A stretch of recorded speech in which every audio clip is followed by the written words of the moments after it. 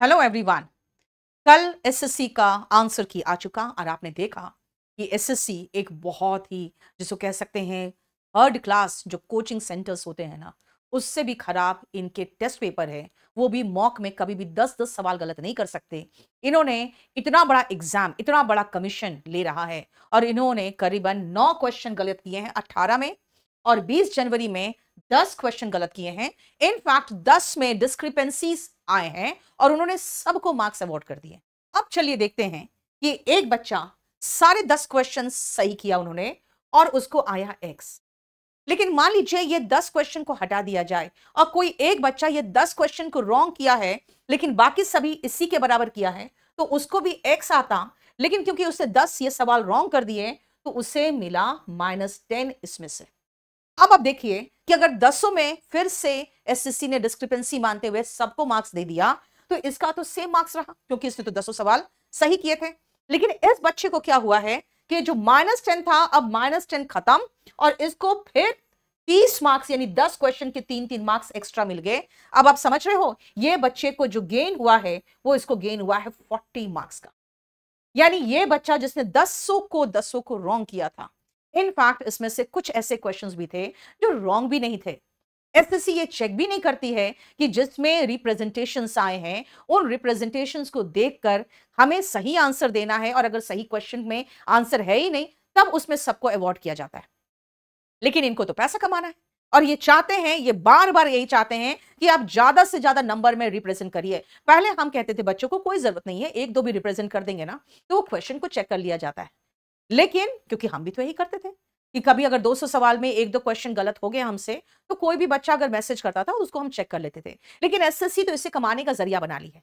SSC क्या करती है, ज्यादा भारी संख्या में आप रिप्रेजेंट करेंगे तो उसमें सबको मार्क्स अवार्ड कर देती है क्योंकि वो सबको खुश करना चाहती है। भाई इतनी अधिक कमाई जो हो रही है, ये प्रॉब्लम एक तो सबसे बड़ा है जो है क्वेश्चंस का।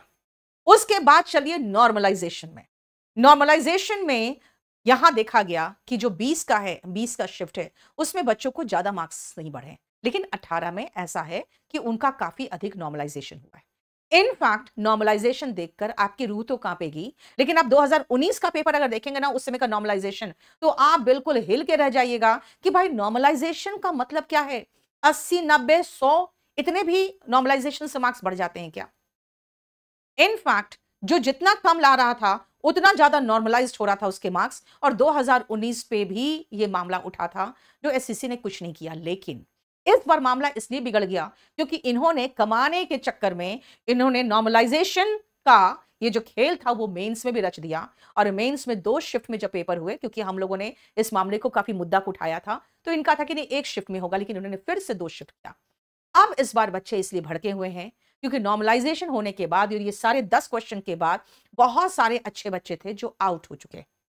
अब आगे की रणनीति क्या होगी उसके लिए मैं आपसे हेल्प मांगना चाहती हूं, और आप में से उन लोगों से हेल्प मांगना चाहती हूं जो कम से कम 3-4 साल से ये एसएससी की नौटंकी देखते आए हैं। ये कम से कम मेरे लॉयर को, जो आपको कोई पैसा खर्च नहीं करना है, लॉयर आपको मिलेगा। इनफैक्ट ड्राफ्टिंग का लॉयर अलग होगा और केस प्रेजेंटेशन जो वहां पे प्रेजेंट करेंगे वो लॉयर अलग होंगे। ड्राफ्टिंग वाले जो लॉयर होते हैं वो जो सीनियर लॉयर होते हैं उनको असिस्ट भी करते हैं। Senior lawyer in the sense जो सुप्रीम कोर्ट हो या हाई कोर्ट हो, जहां पर भी हम उस केस के जो सबसे अच्छे लॉयर होंगे उनको करेंगे। लेकिन उनको असिस्ट करने के लिए हमारे एक ब्रीफिंग एडवोकेट भी होते हैं, और उस ब्रीफिंग एडवोकेट को भी ज्यादा जानकारी तभी हो पाएगी जब ऐसा ही 2-3 बच्चा जो कम से कम 2-3 साल की रणनीति देख चुका है और उसे पता है कि क्या क्या प्रॉब्लम्स है एसएससी में। जैसे सबसे पहले ये जो इनका नॉर्मलाइजेशन है, हम 2019 से लेकर अभी तक उठाना चाहते हैं कि नॉर्मलाइजेशन के नाम पर क्या खेला हो रहा है।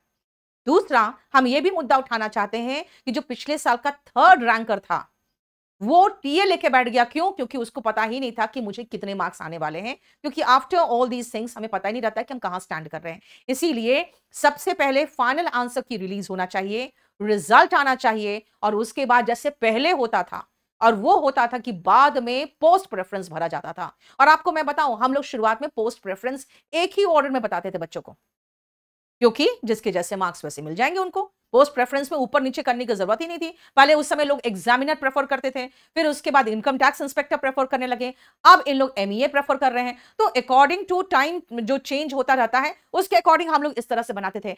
अब तो आपको पता ही नहीं आप कहां स्टैंड कर रहे हो उस कंपटीशन में, इसीलिए आप कुछ भी पोस्ट प्रेफरेंस कहीं से भी उठाते हो। अब तो हम इस मामले में गाइड करना छोड़ दिए कि भाई कहीं ऐसा ना हो कि बहुत अच्छा इसका मार्क्स आने वाला हो और इसको हम पोस्ट प्रेफरेंस नीचे का भरवा दें, तो गालियां हम खाएंगे। तो इसीलिए आपसे गुंजाइश है, आप में से जितने भी अच्छे बच्चे हैं और आपके मैसेजेस इतने आ चुके हैं कि मैं सच कहूं तो मैं पागल हो गई हूं अब कि मैं कहां तक संभाल पाऊंगी इस चीज को। इसीलिए मैं सिर्फ आपसे 3 से 4 ऐसे बच्चे जो 3-4 साल से एग्जाम को देख रहे हैं, पैटर्न देख रहे हैं, क्या क्या प्रॉब्लम्स है, क्योंकि एसएससी क्या कर रही है ना, गलती पे गलती करती है और अपनी गलती छिपाने के लिए सारी ट्रांसपेरेंसी खत्म करती चली जा रही है। एक होता है गलती किया, ठीक है, अब इस सुधार कर लिया जाए, लेकिन वो सुधार नहीं करती है, वो बार बार उस चीज को छिपाने के लिए नए नए तरीके इजाद करती है कि आप तो ना किसी का मार्क्स देख सको, ना किसी का आप रैंक देख सको, ना आपको पता है कि उसको कितना मार्क्स मिला है, सिर्फ अपना अपना देखो और चुपचाप से रहो। अगर ज्यादा मिला है तो चुप हो, क्योंकि आपका तो मार्क्स किसी को पता ही नहीं होगा।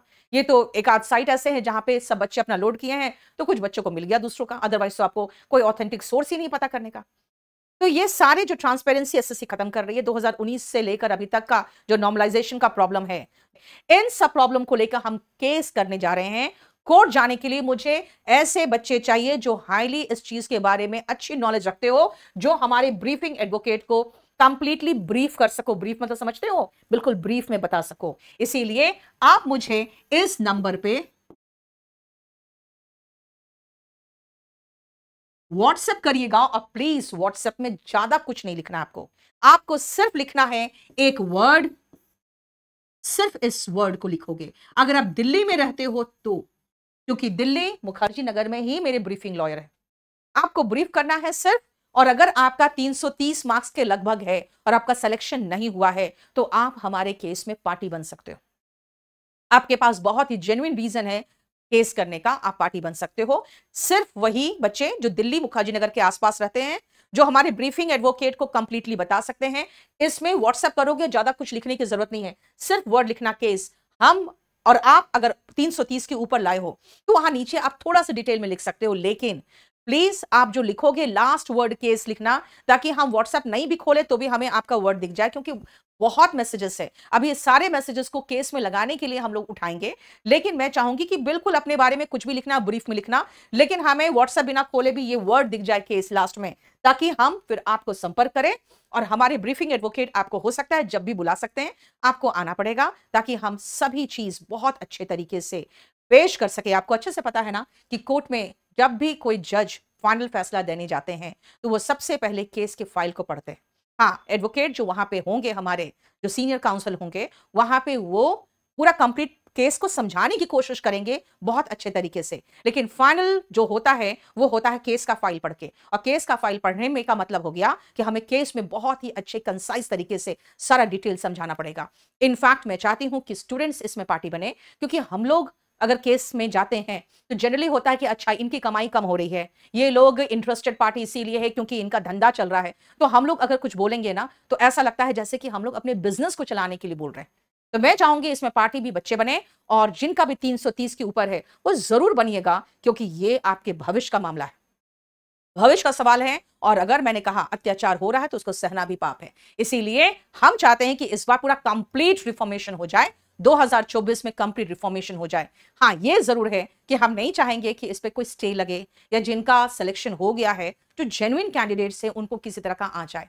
इसीलिए हम इसको पूरा कंप्लीट, जिसको कहते हैं रिफॉर्मेशन के लिए जाना चाहेंगे। हाँ, जो बच्चों का सिलेक्शन नहीं हुआ है 330 के बावजूद भी, और जो ये 10 क्वेश्चन और 9 क्वेश्चन, मतलब जो कहते हैं ना रद्दी से रद्दी लोग भी इतने गलतियां तो नहीं करेंगे जितना कि इनके वेंडर्स कर रहे हैं, और एसएससी उसी को धंधा बना के इतनी कमाई कर रही है। तो हम कोर्ट के आगे ये भी बताएंगे कि कितने रिप्रेजेंटेशन हुए होंगे और इससे एसएससी को कितनी कमाई हो रही है, जिसके कारण कभी ये 2 से 3 क्वेश्चन में गलतियां करते थे, आज 9 से 10 वो भी मेंस में कर रहे हैं, क्योंकि गंदा है पर धंधा है ये। तो ये हम कोर्ट को बताने की कोशिश करेंगे। आपका स्वागत है, लेकिन याद रखिएगा, आप सिर्फ जो कहते हैं ना कि हाँ अपना पेन, अपना एग्नी बताने के लिए आप आगे मत आइएगा, क्योंकि कोर्ट आपका पेन नहीं सुनने वाली। उनको सब कुछ चाहिए सबूत के साथ और ठोस बातों के साथ। इसलिए आपके पास अगर टाइम है, सबसे पहले मुखर्जी नगर के आसपास रहते हो, टाइम है तो आप असिस्ट करिए, और अगर आप 330 के ऊपर लाए हो तो मैं सजेस्ट करूंगी आप पार्टी बनिए, क्योंकि हमारा पार्टी बनना सही नहीं होता। तो चलिए, थैंक यू सो मच। मैं उम्मीद करती हूं आप ये नंबर देख चुके हैं, इस पे आप व्हाट्सएप कर दीजिएगा। Thank you so much, bye.